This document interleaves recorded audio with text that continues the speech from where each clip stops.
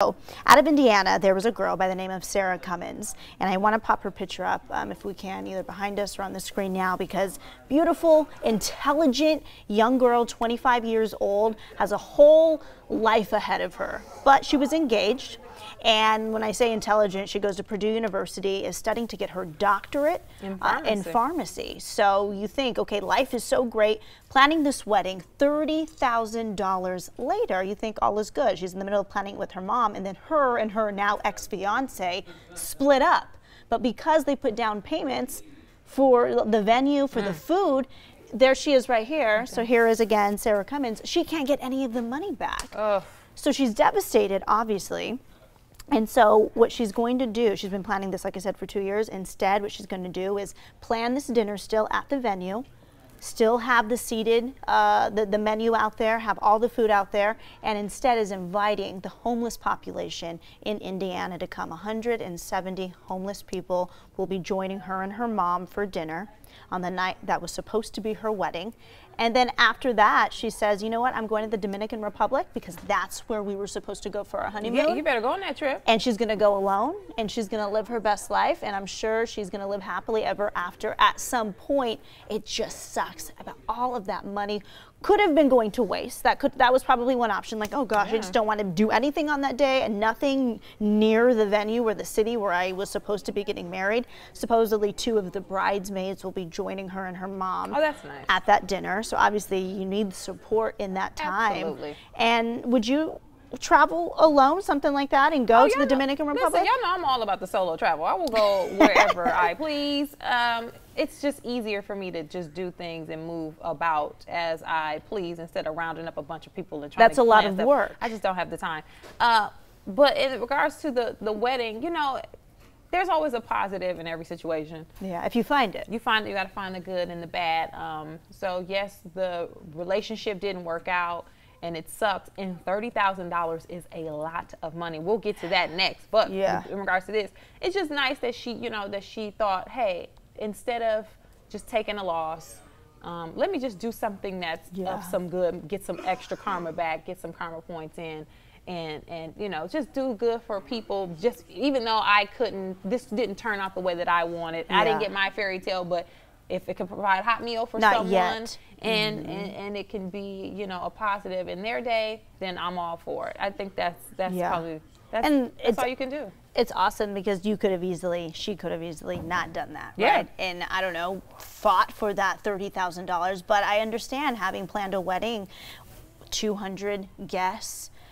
You plan far in advance, like a year in advance. The venue, excuse me if that's my microphone, you plan where it's going to be at, so you book the venue and you get your dress, and then you get alterations to your dress. Once that happens, no refunds available. So I don't know what her dress situation was like. Hopefully she didn't get one of those, because then who's to say you're going to want to carry the dress over for the next wedding?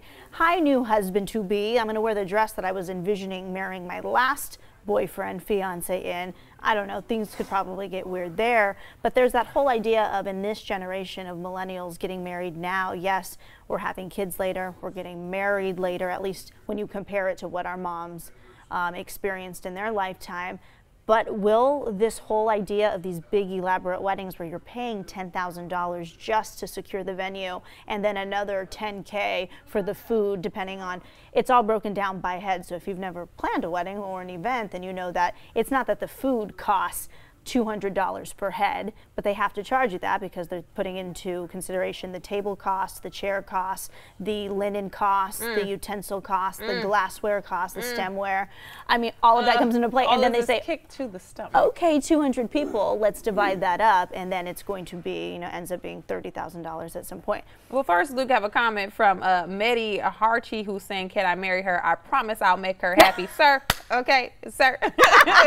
You want some Sarah Cummins? Get with Sarah. Yeah, I don't think she's gonna have a problem. No, she's definitely not gonna have a problem. This is what's hitting me hard. Are we $30,000? Is that standard? And I'm not married. I'm not engaged. And it shocked me too when I started planning the wedding. That's a lot of money. And as when I was younger, you know, when you fantasize about having a wedding, I will always think, yeah, I want a big wedding and I want all of this and all of that. And as I get older, I'm now at the person who's saying, I'm going to the courthouse. I'm going to the courthouse. We can do our little thing. If we want to have refreshments at the park across the street, we could do that. And then we have a nice brunch afterwards. And then if you want to do a party, make sure you sign up for the guest list, or otherwise it's going to be $20 for you, honey, at the door. Like, I just can't sign up for the guest list. Make sure you get the free before 10. What do you need to have in order to get through free? You're going to have to get there before 10 o'clock, make sure you're on the guest list. And if not, you're probably going to have to pay $20 to get in like a regular party at the club. Like, I just don't, I can't emotionally handle dropping that kind of money. Now, again, that's just me now. When I was younger, I was more willing to do that. But as I get older, you see how many friends stick around. You see how many people in your extended family actually keep in touch and care about your best interests versus those who don't. You see how much the gowns that you bought for an event maybe 6 years ago have depreciated. You can't even wear them now. So you start to see things and you start to notice what you are willing to pay for and who you're willing to pay for. And now, as Cornelia today in 2017, I will be going to the courthouse. Unless I marry an extremely rich man and he has just money to blow. There you go. That's the other option. Have a party, honey. But I like the guest list at the club. It makes sense. It's like, why are we paying $200 a head for, and this is just one example and one cost figure we're looking at, but why are we doing that? And I have to ask myself that because I'm one of the ones who did that. And I'm very happy, though, with my wedding. It was the wedding of my dreams, and it made my mom so happy because it was something, you know, as an only daughter, this is her one shot at it. So for her, it was everything. She'll still, you mentioned the wedding, tears will still come down her face because she just remembers that day and everything that came with that day, and her and my dad walking me down the aisle and having, you know, my Nina and my Nino and my grandma and the aunts and uncles and cousins all there. Does it come with drama? Sure, absolutely. Along the way when you're planning it, but it's part of the experience, and it's beautiful, and it comes at a cost, but what cost? And what are the different options now? The cool thing about going back to Sarah Cummins' story is that the venue, producer Billy, correct me if I'm wrong, but the venue has decided to donate vans to pick up the homeless population and shuttle them. 2 buses to pick them up at the shelters and then bring them or take them to the venue and then shuttle them back. Which is even better. And again, a lot of people in the comments are saying, you know, good for her. When life gives you lemons, you make lemonade. Yes, you do. Janet Piper, what a great way to turn something heartbreaking into something positive and inspirational.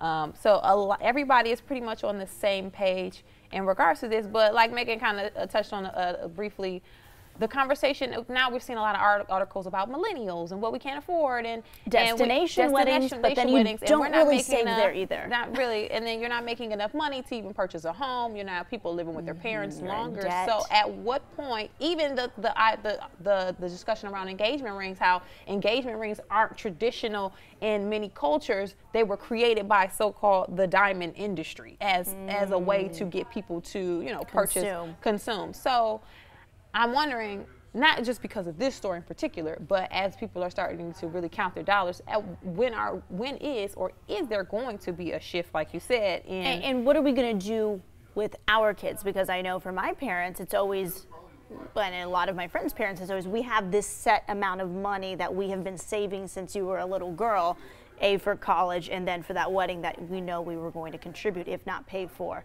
completely. And that wasn't my situation, but I know it was a huge chunk, and for a lot of my friends, their parents completely pay for it. So when you ask yourself as a millennial, hey, if you have the parents who are paying for it, which very fortunate for those people, paying for it in its entirety, both sides of the family, and then you get into different cultures. Well, in the Latino community, it's one way, you know, it's the bride's family that pays for everything, where in different communities, it would be the groom's family that pays for everything.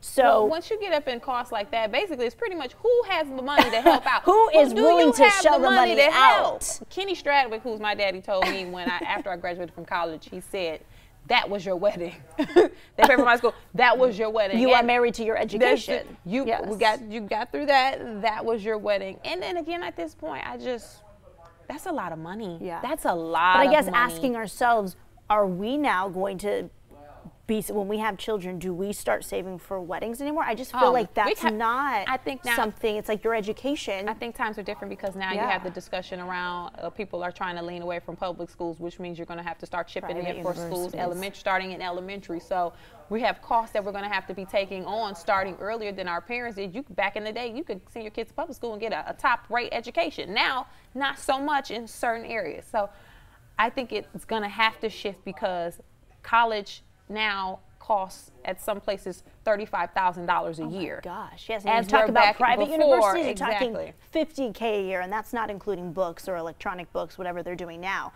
I mean, but yes, you get into the private university side of education, it's ridiculous. But then again, at what cost is it worth? Because, okay, you go somewhere like, and I'll talk about the school that I transferred into, which ended up being more cost effective coming from a Cal State going into a private university, then you cut those university costs at the private level in half because you're only doing 2 years versus 4. That's if all of your classes transfer over from the Cal State. It's still a lot of money. It's still a lot of money. Still $1 billion. And we have I'll be paying that off until the day I'm not here now anymore. Parents have to save for that and a wedding. I have a good comment from Sharon Colmeyer. She said, my daughter is getting married next June and has opted for the beach at Lake Tahoe. Simple reception and a nice honeymoon. Again, I think we might start to see shifts. I know now going forward, a lot of my friends are doing destinations, and it can cut the cost, but it can't. I have one friend who got married in Puerto Rico. Her husband is Puerto Rican, but raised in New York. They thought they were cutting costs, but then his Puerto Rican family in Puerto Rico were like, "Oh, we're all coming." We're showing up. It still didn't.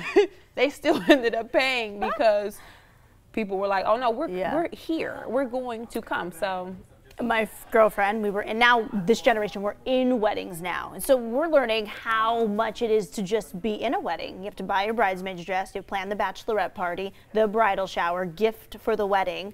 What are you going to get for the bachelorette party? I mean, that side of it. So now that I'm on the opposite side, I'm like, oh gosh, what did I put my girls through? I had 12 girls in mine. Megan had girls flying in, flying out, dresses, airfare, the dress, the hair, the makeup, bachelorette at the Barbie suite at the Palms in Viva Las Vegas. Megan. We were hitting up everything. It was amazing. Megan.